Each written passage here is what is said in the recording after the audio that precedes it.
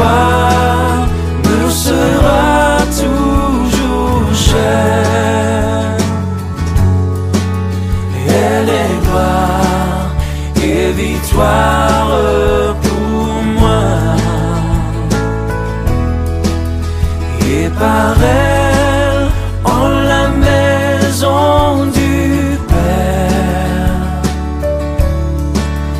la couronne est offerte à ma foi. Et par elle, en la maison du Père, la couronne est offerte à ma foi.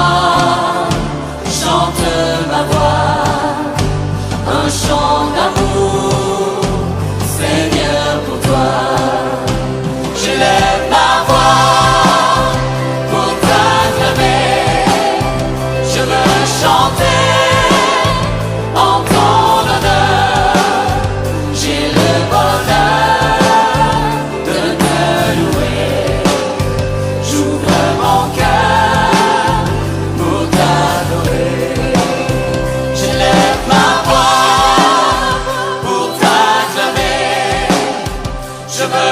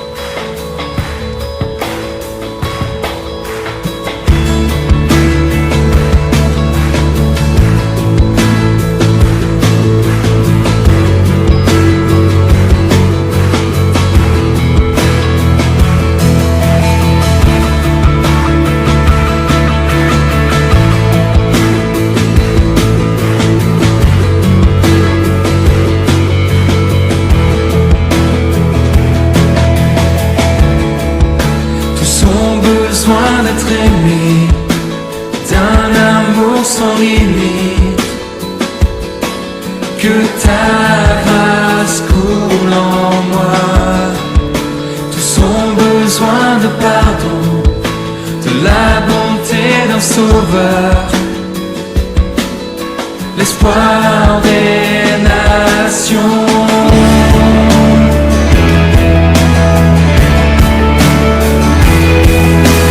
Sauveur, il déplace les montagnes. Mon Dieu sauve avec puissance, il sauve avec puissance. Pour toujours, créateur du salut, Jésus a vaincu la mort, il a vaincu la mort.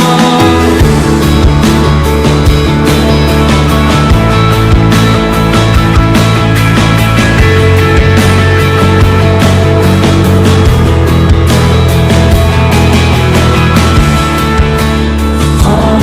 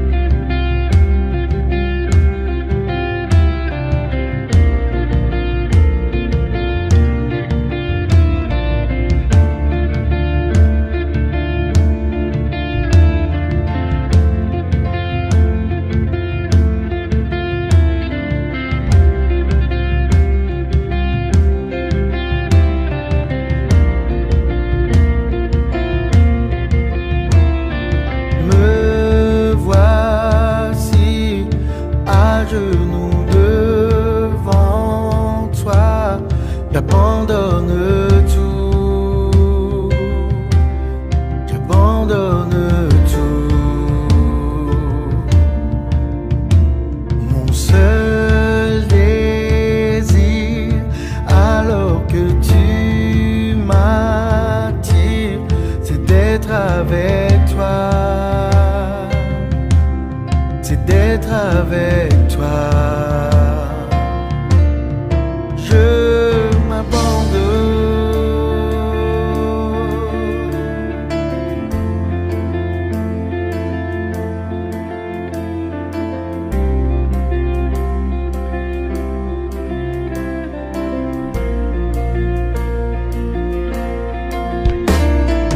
Par ta grâce, viens inonder mon âme.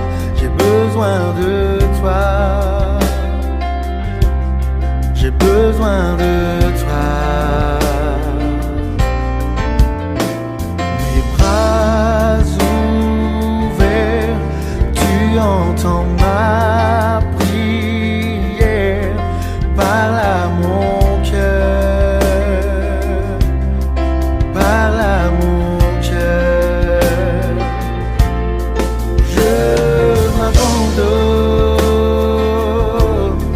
Je m'abandonne, je veux te connaître plus, je veux te connaître plus. Je m'abandonne, je m'abandonne, je veux te connaître plus, je veux te connaître plus.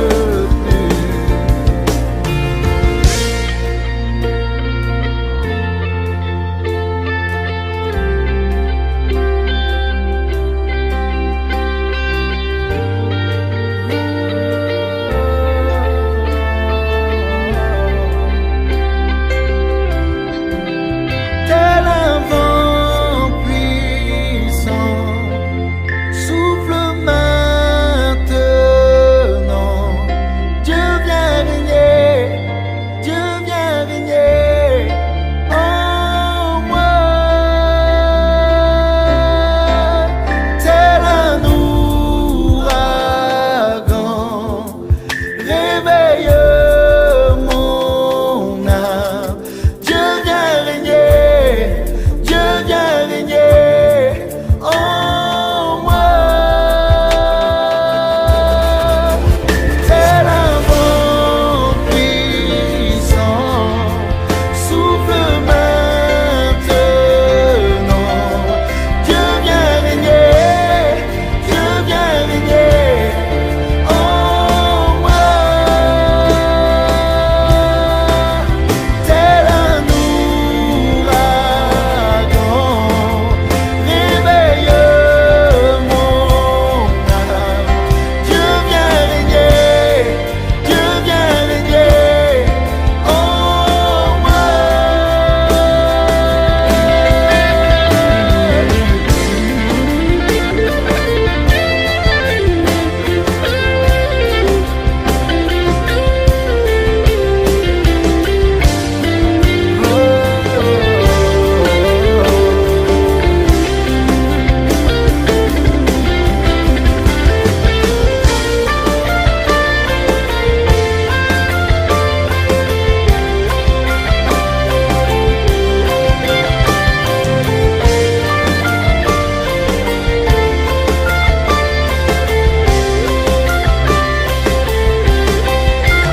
Tel un vent puissant, souffle maintenant. Dieu vient régner, Dieu vient régner en moi. Tel un ouragan, réveille mon âme. Dieu vient régner, Dieu vient régner en moi. Dieu vient régner, Dieu vient régner en moi. Je m'abandonne, je m'abandonne, je veux te connaître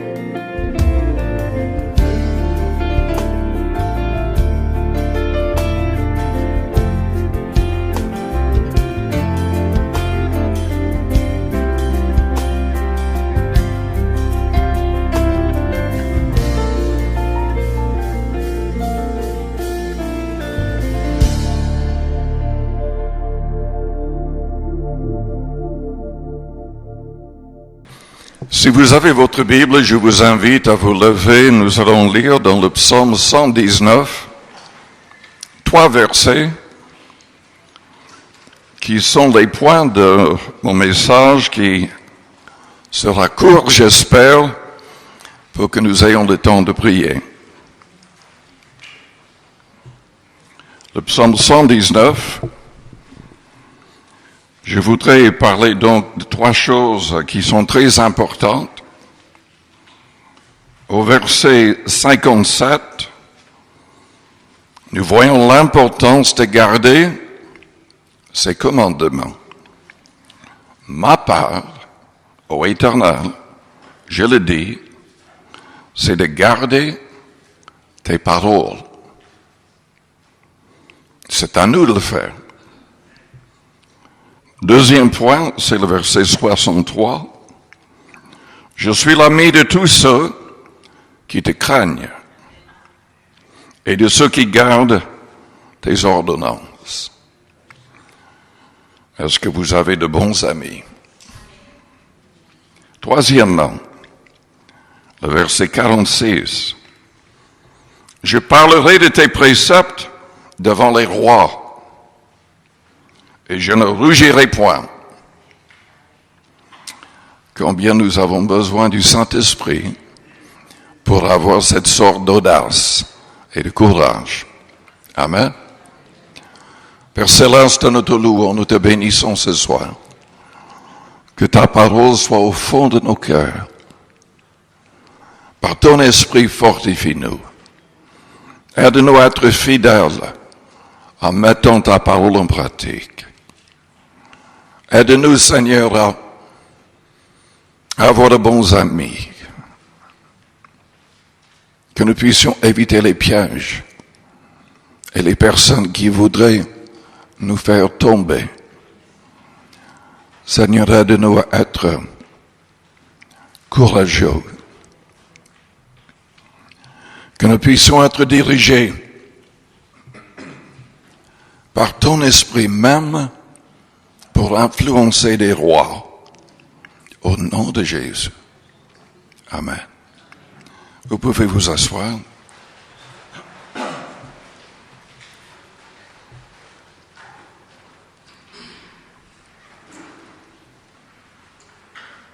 C'est indispensable de garder ses commandements. Il y a malheureusement énormément de gens qui ne suivent pas et ne mettent pas du tout en pratique les commandements du Christ. Et de plus en plus, ces gens défendent leurs fausses doctrines, leurs égarements. Ils s'attachent à des fables, à des choses qui ont été ajoutées à la Bible. Les apôtres nous ont mis en garde. Si quelqu'un ajoute,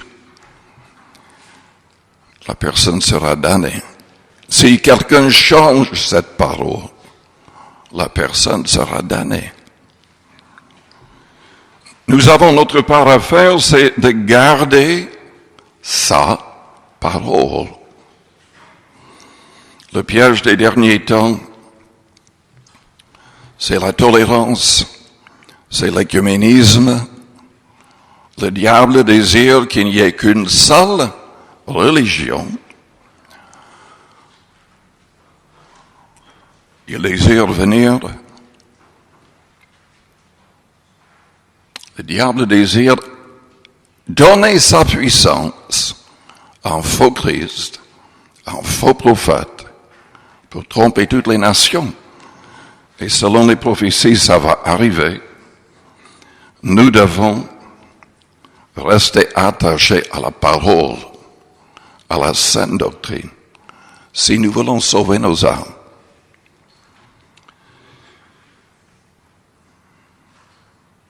Combien c'est important d'avoir de bons amis. Non pas des gens qui se disent chrétiens, mais qui le sont véritablement. Car il y a de plus en plus de faux chrétiens. Il y a de plus en plus de faux chefs religieux. qui font n'importe quoi, qui ne restent pas du tout dans le contexte de la sainte doctrine. Les apôtres nous ont mis en garde et eux, ils ne permettaient aucun écart. Jamais. Et ils n'essayaient pas d'être diplomatiques. Quand il y avait des apôtres, des gens se disant apôtres, venant dans les églises qu'il avait commencé, Paul a dit ce sont de faux apôtres, trompés par le diable qui s'est déguisé en ange de lumière. Ce n'est pas étonnant que ces ministres soient transformés aussi ainsi. Dans Corinthiens chapitre 5, la Bible nous dit que c'est notre responsabilité de juger. On ne juge pas les gens à l'extérieur, les gens non convertis, mais on doit juger ce qui se passe dans l'Église. On ne devrait jamais juger selon le Christ ce qui est imaginaire. C'est-à-dire, ce n'est pas notre tâche d'imaginer les mobiles d'une personne, les motifs d'une personne. Mais nous devons juger ce qui se passe dans l'Église avec des gens qui se disent chrétiens. Jésus nous a mis en garde contre les faux prophètes, les faux Christ, les fausses doctrines. Nous ne pouvons pas rester la bouche fermée. En aucune manière. Il faut dénoncer tout cela. Dans Corinthiens 5, Paul a repris l'église à Corinthe parce que les responsables ne faisaient rien. Ils savaient très bien qu'il y avait un homme qui couchait avec sa belle-mère, de l'impudicité. Ils ne faisaient rien. Paul a écrit pour viser plusieurs problèmes. Il a dit au verset 11, « Maintenant, ce que je vous ai écrit, c'est de ne pas avoir des relations avec quelqu'un qui se nomme mon frère, est impudique, ou cupide, ou idolâtre, ou outrageux, ou ivrogne, ou ravisseur, de ne pas même manger avec un tel homme. Qu'ai-je en effet à juger ceux du dehors? N'est-ce pas ceux du dedans que vous avez à juger? Pour ceux du dehors, Dieu les juge. Ôtez le méchant du milieu de vous. C'est très clair que nous ne pouvons pas être amis avec tout le monde. La Bible nous ordonne de ne même pas manger avec certaines personnes qui se disent chrétiens, mais qui n'abandonnent pas de tels péchés. Vous allez me dire, mais est-ce qu'il y a vraiment des gens comme ça? Absolument.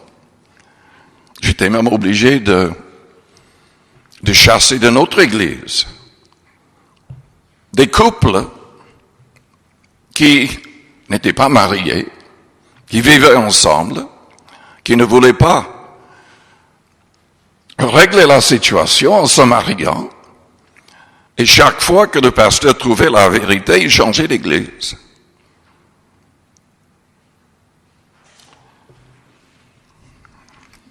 Nous ne pouvons pas permettre de telles choses. Dans 2 Corinthiens, au chapitre 6, nous lisons, ne vous mettez pas avec les infidèles sous un joug étranger. Je ne sais pas s'il parlait des non-convertis ou s'il parlait simplement des croyants infidèles. En tout cas, dans les deux cas, il ne faut pas le faire. Car quel rapport y a-t-il entre la justice et l'iniquité? Ou qu'y a-t-il de commun entre la lumière et les ténèbres? Quel accord y a-t-il entre Christ et Bélial? Ou quelle part a le fidèle avec l'infidèle? Quel rapport y a-t-il entre le temple de Dieu et les idoles?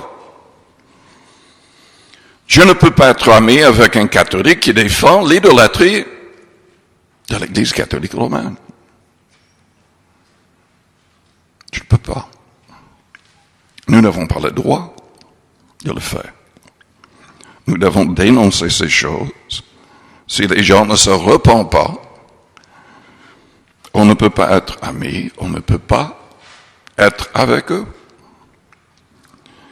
Nous sommes le temple de Dieu vivant, comme Dieu l'a dit, j'habiterai et je marcherai au milieu d'eux, je serai leur Dieu et ils seront mon peuple. C'est pourquoi, sortez du milieu d'eux et séparez-vous, dit le Seigneur. Ne touchez pas à ce qui est impur et je vous accueillerai. Je serai pour vous un père et vous serez pour moi des fils et des filles, dit le Seigneur Tout-Puissant. Ayons donc de telles promesses, bien-aimés, purifions-nous de toute souillure de la chair et de l'esprit, en achevant notre sanctification dans la crainte de Dieu. Dans Hébreux 12, la Bible dit que sans la sanctification, c'est-à-dire la séparation, personne ne verra le Seigneur. Ce n'est pas facultatif. Dieu nous ordonne d'avoir de bons amis et d'éviter les gens qui ne veulent pas suivre la vérité. David en a parlé dans plusieurs des psaumes de ce problème. Par exemple, dans le psaume 101, déjà il est le premier psaume qui en parle, mais je ne vais pas le lire ce soir. Vous connaissez peut-être le premier psaume par cœur. Mais le psaume 101 dit au verset 3, « Je ne mettrai rien de mauvais devant mes yeux. » Juste après, il dit, « Je hais la conduite des pécheurs. Elle ne s'attachera point à moi. Le cœur pervers s'éloignera de moi. Je ne veux pas connaître le méchant, celui qui calomnie en secret son prochain. Je l'anéantirai. Celui qui a des regards hautains et un cœur enflé, je ne le supporterai pas. J'aurai les yeux sur les fidèles du pays pour qu'ils demeurent auprès de moi. Celui qui marche dans une voie intègre sera mon serviteur. Celui qui se livre à la fraude n'habitera pas dans ma maison. Celui qui dit des mensonges ne subsistera pas en ma présence. Chaque matin, j'anéantirai tous les méchants du pays afin d'exterminer de la ville de l'Éternel tous ceux qui commettent l'iniquité. David était le roi. Et voilà sa manière de voir les choses. Et lui, il parlait sous l'onction du Saint-Esprit. Il y a dans les psaumes énormément de prophéties qui se sont accomplies en Christ.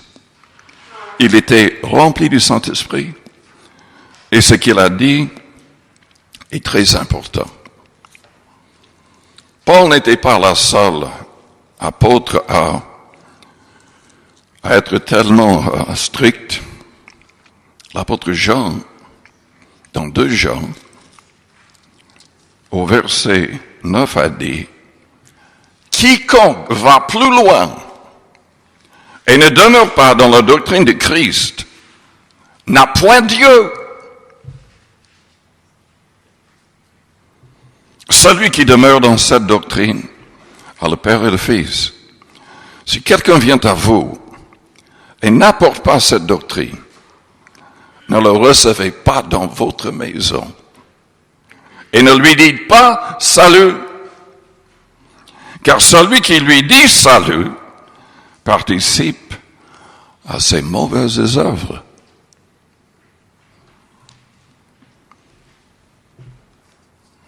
Les apôtres étaient stricts.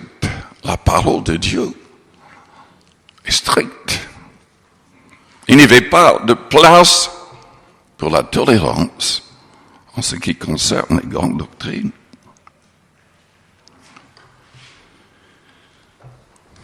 Mais il y a le troisième point.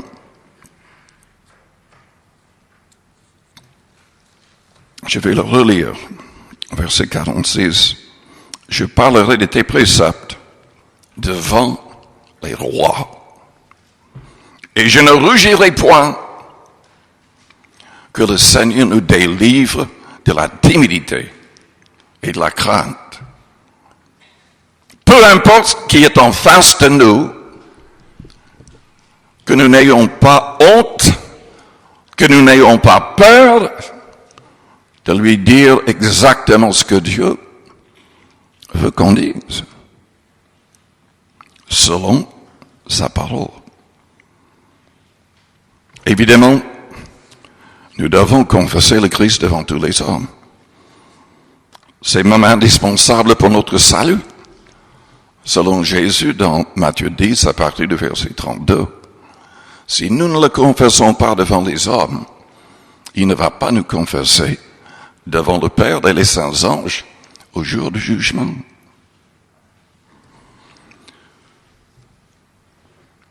À l'époque de Paul, les chrétiens avaient des raisons valables pour être craintifs. Il y a, je ne sais pas combien de chrétiens qui ont été tués à cette époque. Timothée, un jeune prédicateur, était timide, craintif. Et Paul lui a écrit dans 2 Timothée 1, versets 6 et 7, « Ranime le don que tu as reçu par l'imposition de mes mains. Car Dieu ne nous a pas donné un esprit de crainte ou de timidité, mais un esprit de force, d'amour et de sagesse. »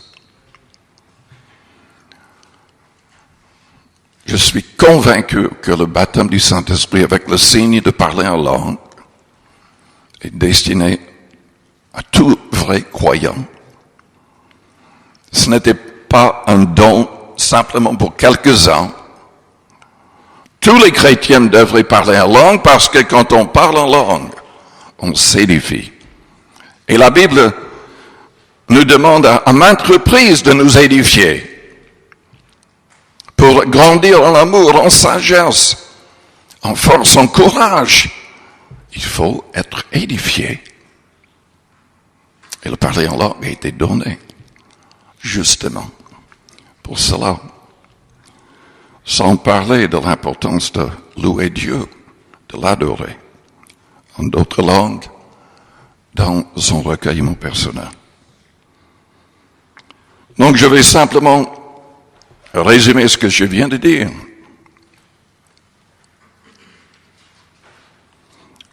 Gardons sa parole. N'acceptons rien qui n'est pas pleinement dans cette parole. N'acceptez pas des fables ajoutées, des traditions qui sont en contradiction avec cette parole. Non, je ne peux pas, en aucune manière, travailler avec l'Église catholique romaine. Je ne considère même pas du tout que ses responsables soient sauvés.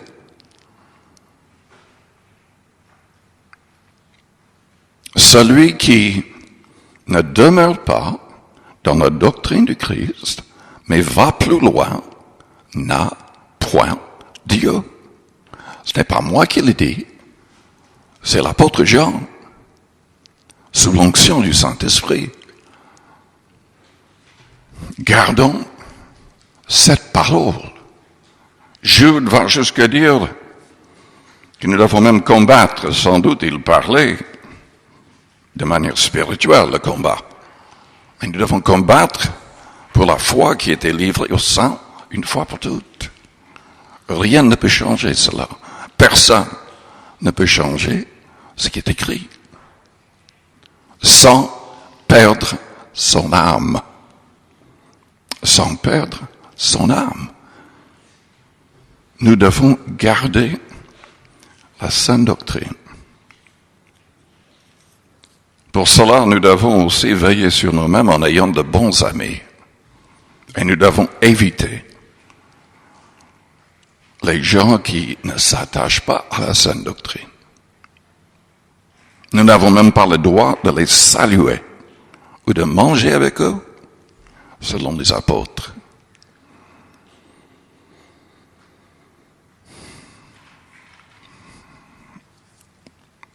Et nous devons avoir le courage de parler même devant les rois de sa parole.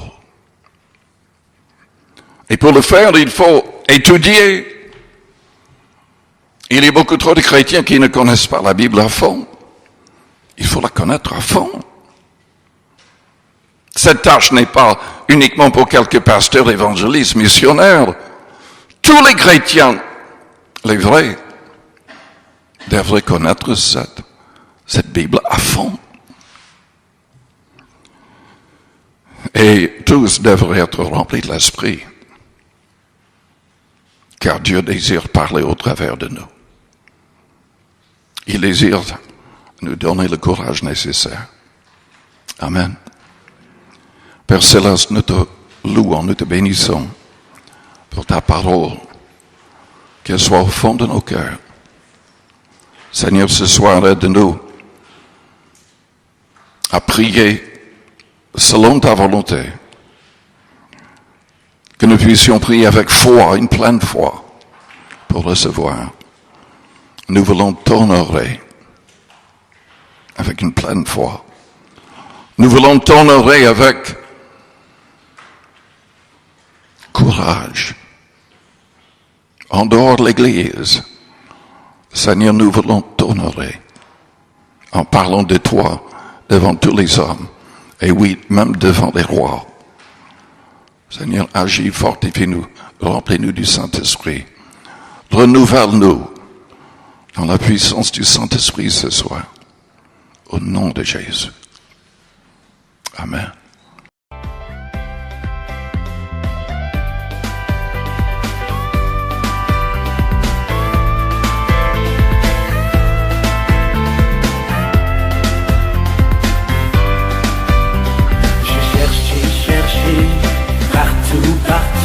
J'ai tourné, partout, j'ai trouvé, personne, nul n'est semblable à l'agneau, nul n'est semblable au Seigneur.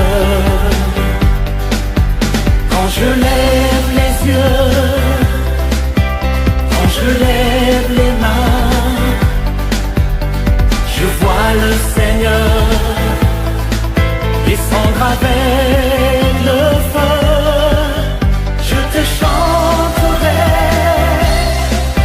je te louerai, ton nom est victoire, à toi la majesté. Je te chanterai, je te bénirai, ton nom est victoire. Le règne, la puissance et la gloire, je te chanterai. J'ai fouillé, partout, j'ai creusé, partout, j'ai trouvé,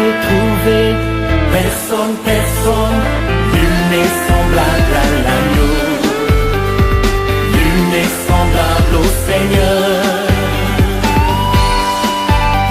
Je lève les yeux,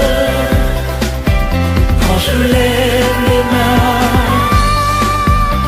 je vois le Seigneur descendre avec le feu. Je te chanterai, je te louerai,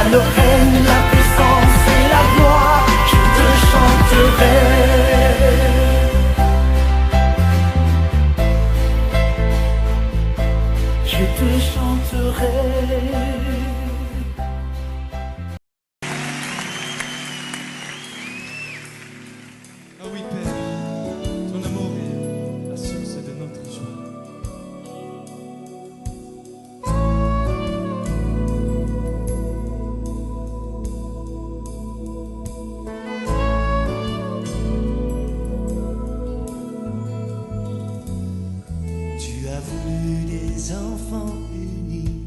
Qu'il en soit ainsi. Un jardin de paix pour ta famille. Qu'il en soit ainsi. Et nous voilà tous ensemble, prêts à faire ta volonté. S'il est vrai qu'on te ressemble, donne-nous ta sainteté.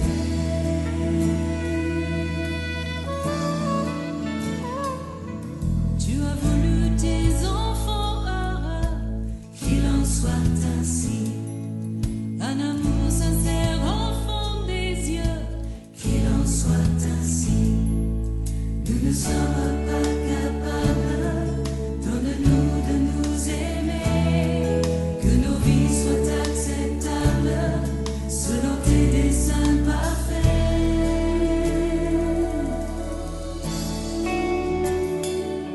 Et nous serons enfin ce temple, ce palais où tu demeures, où ton cœur de Père nous comble de sa grâce.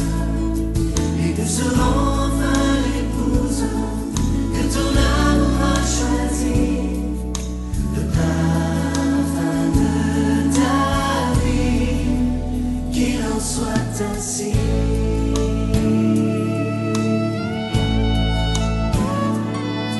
Tu as voulu ton trône établi. Qu'il en soit ainsi.